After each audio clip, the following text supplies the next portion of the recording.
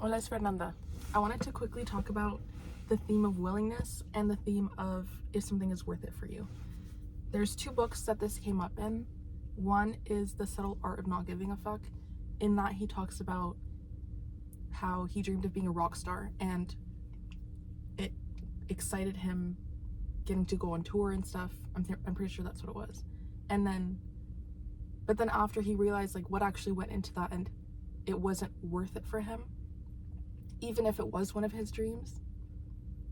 And there's this other concept of willingness and unwillingness, and what are you willing to do or unwilling to do in order to achieve your goal or your dream or whatever it is that you want to accomplish.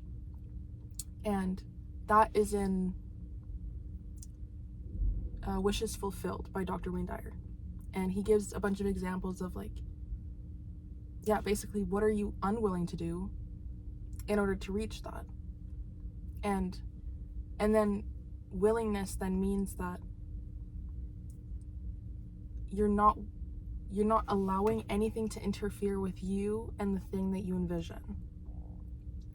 And I think that that's important too, because he also mentioned that being willing to do something is one thing, but part of it also is how much are you willing to sacrifice, or like what's actually going to make it worth it, what's going to make it sustainable is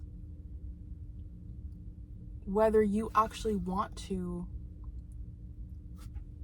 like what's actually making you being willing to do something depends on if it's actually worth it for you. That's what I was trying to get at. Because there will be things that interest you, that intrigue you, that you could do, but there's going to be part of it that's just not worth it for you. For example, using the gym and eating well. Maybe someone who wants to be in shape is willing to go to the gym and is willing to put in the time and is willing to eat well and is willing to sleep enough in order to recover. And somebody else might want those things just as much, but if they're not willing to sacrifice other things for that, then they aren't actually willing in every aspect that they might need to.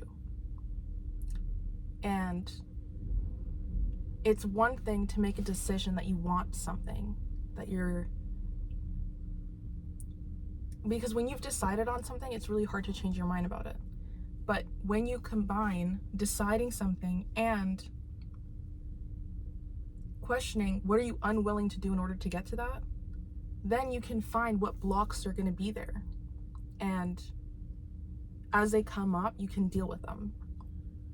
But I think it's easier to do that than think, oh, but this, and then just stop.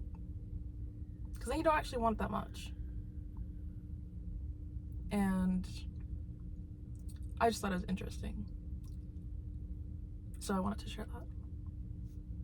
It's gonna be a short video today. So if anything resonated, I'd love to hear your perspective. Sending you lots of love, and I'll see you in the next video.